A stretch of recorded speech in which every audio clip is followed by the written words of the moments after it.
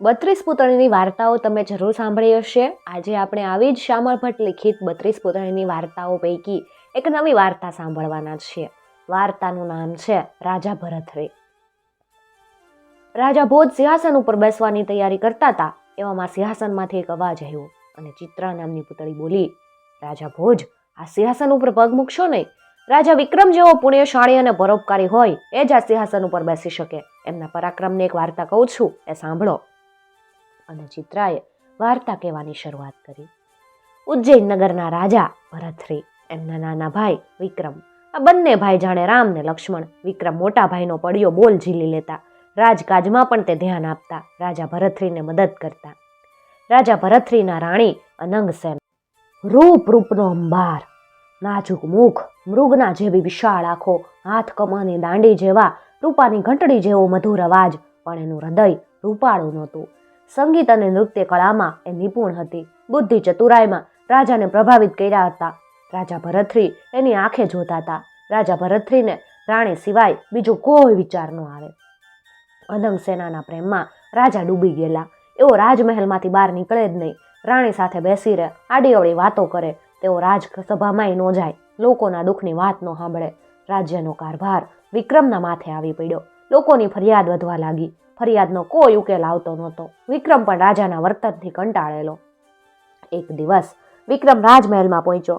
એણે ભરથરીને કીધું, તમે આ દેશના રાજા છો, તમે રાજસભામાં આવતા નથી, લોકોના સુખ દુઃખ તરફ ધ્યાન આપતા નથી, પ્રજામાં અસંતોષ વધતો જાય છે, માટે આપ રાજસભામાં આવો, લોકોની ફરિયાદ સાંભળો અને યોગ્ય ન્યાય આપો. રાજાએ વિક્રમની વાત સાંભળી. એણે એના ઉપર વિચાર કર્યો. એમને વિક્રમની વાતમાં સત્ય દેખાયું. બીજા દિવસે ભરથરી રાજસભામાં ગયા. એને જોઈને લોકો ખુશ થયા. રાજાનો જય જયકાર બોલાયો. લોકોની ફરિયાદ રાજા પાસે રજૂ થઈ. રાજાએ બધાને ન્યાય આપ્યો. બધાના મનને આનંદ થયો. રાજા ભરથરી હવે દરરોજ રાજસભામાં આવતા, લોકોની ફરિયાદ સાંભળતા, યોગ્ય ન્યાય આપતા, રાજકારણમાં હવે એનો ભાગ લેતા. પરિણામે અનંગસેના પાસે તે ઓછું બેસતા. રાજા અનંગસેનાના બંધનમાંથી છૂટ્યા એથી રાણીને વિક્રમ ઉપર ગુસ્સો ચડ્યો. રાણીએ વિચાર કર્યો અને એને થયું કે આ વિક્રમ આડો આવે, આ કાંટાને કાઢવો તો પડશે. એણે એક યુક્તિ રચી. એ રાજાથી રિસાઈ ગઈ. હાંજના રાજા મહેલમાં એવા અનંગસેનામાં ઓરડામાં અંધારું જોયું. એણે શરીર ઉપરથી ઘરેણા ઉતારી નાખેલા, ઓરડામાં આમ તેમ ફેંકી દીધેલા, વાળ વિખરાયેલા. એ ઓરડાના એક ખૂણામાં બેઠી હતી. રાજા એની પાસે ગયા અને પૂછ્યું, અનંગસેના, તમે કેમ ઉદાસ છો? તમારી સામે કોઈ આંગળી ચીંધી હોય તો એના હાથ કાપી નાખું, ખરાબ વેણ બોલ્યો હોય તો એની જીભ કાપી નાખું. રાણી તો ધ્રુસકે અને ધ્રુસકે રડવા લાગી. રાજાએ તેને ખૂબ મનાવી. પછી ધીમેથી બોલી, વિક્રમે મારા તરફ દ્રષ્ટિ કરી, તમે વિક્રમને સજા ન કરો ત્યાં સુધી અન્નજા નથી લેવાની. રાજાનો ક્રોધ ભભૂક્યો. આખી રાત્રે એને ઊંઘ ન આવી. અનંગસેના શાંતિથી ઊંઘતી હતી. એણે તો બરાબર ખેલ પાડેલો. સવાર થયું. રાજાએ નાના ભાઈ વિક્રમને દેશવટો દીધો. રાજા કોઈનો હગો નહીં. રાજા રીઝે તો સરપાવ આપે, ગુસ્સે થાય તો શિરછેદ કરે. વિક્રમ ટેકીલો હતો. એ એક અક્ષરે ન બોલ્યો. રાજાનો આદેશ માથે ચડાવ્યો. એણે રાજા ભરથરીને વંદન કર્યા. ઉજ્જૈન છોડી એ તો હાલી નીકળ્યો. આ શહેરમાં નરપત શર્મા નામનો એક બ્રાહ્મણ રહેતો. એ મહાકાળીનો ઉપાસક. નરપતે વર્ષો સુધી ઉપાસના કરી. માતાજી એના ઉપર પ્રસન્ન થયા. એને એક ફળ આપ્યું, આ અમર ફળ. આ ફળ ખાય એને કોઈ દી રોગ ન થાય, એને કોઈ દી વૃદ્ધાવસ્થા ન આવે, કોઈ દી એનાથી મૃત્યુ ન થાય. માતાએ અમર ફળ આપ્યું અને તે અદૃશ્ય થઈ ગયા. નરપત શર્માએ વિચાર્યું, હું તો બ્રાહ્મણ, ભિક્ષા માંગીને ગુજરાન ચલાવું, વધારે જીવીશ તો વધારે ભિક્ષા માંગવી પડશે. મારે આ ફળ નથી ખાવું, પણ આ અમર ફળ રાજાને આપું. રાજા અમર થાય તો પ્રજાનું ભલું કરે. નરપત શર્મા અમર ફળ લઈને રાજા પાસે ગયો. રાજાને અમર ફળ આપ્યું. રાજાએ બ્રાહ્મણને અઢળક ધન આપ્યું. રાજાને થયું કે અનંગસેના અમર થાય એ કાયમ યુવાન રહે. રાજાએ અમર ફળ રાણીને આપ્યું. રાણીએ અમર ફળ ખાધું નહીં, પણ હાચવીને મૂક્યું. અનંગસેનાને અશ્વપાલની સાથે મિત્રતા. એ છુપી રીતે અશ્વપાલને મળતી. રાણીએ અમર ફળ અશ્વપાલને આપ્યું. પણ આ અશ્વપાળે કઈ ઓછી માયા હતી નહીં. એને નૃત્યનો શોખ. એ નગરમાં એક નૃતિકા હતી. અશ્વપાલ રોજ રાત્રિના નૃતિકીના ઘરે જાય, એને નૃત્ય જોવે. અશ્વપાલ એના ઉપર ખુશ હતો. એણે અમર ફળ આ નૃતિકીને આપી દીધું. નૃતિકીએ અમર ફળ લીધું. એણે વિચાર કર્યો, મારે અમર ફળ લઈને શું કરવાનું? આ અમર ફળ રાજાને આપું, તે અમર થાય તો લોકોનું કલ્યાણ કરે. નૃતિકી રાજસભામાં આવી એણે અમરફળ રાજાને ચરણે ધર્યું. અમરફળ જોતા જ રાજા ચમક્યા. ભરતશ્રીએ નૃતિકીને પૂછ્યું, આ અમરફળ તને કોણે આપ્યું? રાજા ગુસ્સામાં લાલચોળ આંખમાંથી જાણે અંગારા વરસતા હતા. નૃતિકીએ કીધું કે આ અમરફળ મને અશ્વપાળે આપ્યું છે. તે મારા ઘરે દરરોજ રાત્રિના આવે છે. અશ્વપાળનું નામ સાંભળી રાજા વિચારમાં પડ્યા. નૃતિકીને વિદાય કરી અને અશ્વપાળને બોલાવવા સૈનિકો મોકલ્યા. અશ્વપાળ આવ્યો અને રાજાની સામે ઊભો રહ્યો. રાજાએ પૂછ્યું, સાચું બોલજે, આ અમરફળ તને કોણે આપ્યું? રાજાનો અવાજ, એની લાલઘોમ આંખો અશ્વપાલે જોઈ એ થરથર ધ્રુજવા લાગ્યો. જૂઠું બોલવાની હિંમત ન થઈ અને એણે બધી વાત કરી દીધી અને બોલ્યો કે આ અમરફળ મને રાણીએ આપ્યું છે.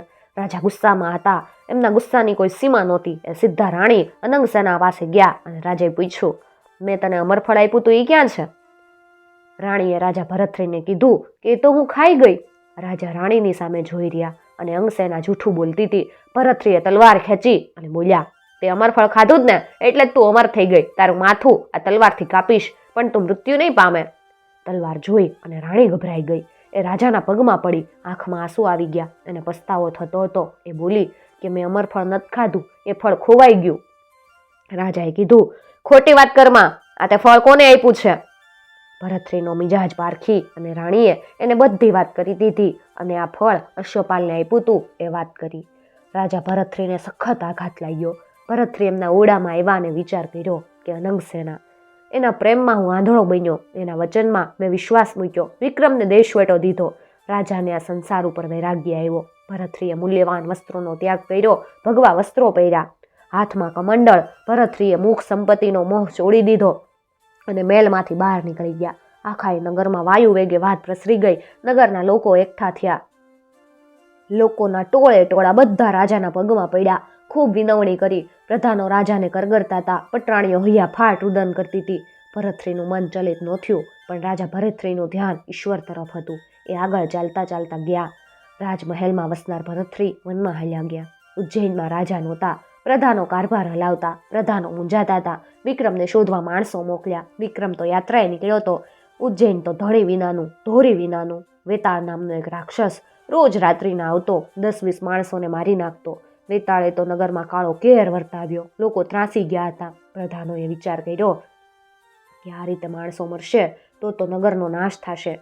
પ્રધાનોએ વેતાળ સાથે સમજૂતી કરી અને વેતાળે કીધું કે મને રોજ એક માણસ ભક્ષ માટે આપવો. પ્રધાન સંમત થયા. પછી તો વારા પ્રમાણે એક માણસ વેતાળને મળતો અને નગરમાંથી રોજ એક માણસ ઓછો થતો હતો. વિક્રમ તો તીર્થ સ્થાનોમાં ફરતા હતા. કોઈને દુઃખી જોવે તો એમનું હૃદય દ્રવિત થતું. દુઃખીના દુઃખ દૂર કરતા, પરોપકારના કામો કરતા. તેઓ હરસિદ્ધિ માતાના ઉપાસક હતા. માતાજી એમના ઉપર પ્રસન્ન હતા. એમણે માતાજી પાસે વરદાન માંગ્યું હતું કે જીવનમાં હું પરોપકારના કામો કરું, લોકોને લાડ લડાવું, બધાને સુખી કરું અને દુઃખને આ ધરતી ઉપરથી વિદાય કરું. માતાજીએ પ્રસન્ન થઈને આશીર્વાદ આપ્યા હતા. તને મારી જરૂર પડે ને ત્યારે મારું સ્મરણ કરજે. વિક્રમ હવે લોકોને સુખી કરવાના કામો કરતા હતા. એક દિવસ જંગલમાં રાજા ભરતશ્રીનો ભેટો થયો. ભગવા વસ્ત્રોમાં ભાઈને જોઈને વિક્રમને આશ્ચર્ય થયું. વિક્રમ પ્રેમથી ભાઈના ચરણોમાં પડ્યા અને બંનેએ ખૂબ વાતો કરી. વિક્રમે ભરતશ્રીને ખૂબ સમજાવ્યા અને વિનંતી કરી કે તમે ઉજ્જૈનની ગાદી સંભાળો. મેં તો સંસાર જોઈ લીધો છે, માટે તું રાજગાદી સંભાળ અને પ્રજા સુખી થાય એવા કારભાર ચલાવ. રાજા ભરતશ્રી તો જંગલમાં હાલતા થયા. વિક્રમ ઉજ્જૈન આવ્યા. રાત્રિનો સમય હતો. એક પ્રજાપતિના ઘરે મુકામ કર્યો. વિક્રમ ખાટલામાં આડા પડ્યા હતા અને ઘરમાં રોકકળ થતી હતી. વિક્રમે પ્રજાપતિને પૂછ્યું કે ભાઈ, તમે કેમ રડો છો? ભાઈ, આ નગરમાં તો મહા ત્રાસ છે. આજે મારા દીકરાને વેતાલ ખાઈ જશે. પ્રજાપતિએ વેતાલના ત્રાસની વાત કરી. વિક્રમે એને ધીરજ આપતા કીધું, તમે રડશો નહીં, તમારા પુત્રને બદલે હું જઈશ. વિક્રમ તો વેતાલ પાસે જવા તૈયાર થયા. વેતાલ સાથે વિક્રમે યુદ્ધ કર્યું. વિક્રમ પર માતાજીની કૃપા હતી. વેતાલને વશ કર્યો અને વેતાલ ઉપર વિજય મેળવ્યો. હંમેશને માટે પોતાનો દાસ બનાવ્યો. સવાર થયું. આખા નગરમાં વાત પ્રસરી. બધા વિક્રમને જોવા એકઠા થયા. નગરમાં આનંદ થઈ ગયો. બધાએ વિક્રમને વધાવ્યા અને એમને રાજગાદીએ બેસાડ્યા. વિક્રમે વેતાલને વશ કર્યો. પ્રજાનું દુઃખ દૂર કર્યું અને વાત પૂરી કરતા ચિત્રા નામની પુતળી બોલી, આવી સિદ્ધિ મેળવો પછી આ સિંહાસન ઉપર બેસો. વિક્રમ જેવા પરાક્રમી હોય એ જ આ સિંહાસન ઉપર બેસી શકે. અને ચિત્રા સર કરતી આકાશના માર્ગે ઉડી ગઈ. મિત્રો, જો તમને આવી વાર્તાઓ સાંભળવી ગમતી હોય તો ચેનલને જરૂરથી સબસ્ક્રાઈબ કરી અને સાથે આપેલું બેલ આઇકોન પ્રેસ કરજો, જેથી આવનાર નવા વિડીયોઝની નોટિફિકેશન સૌથી પહેલાં તમને મળી શકે.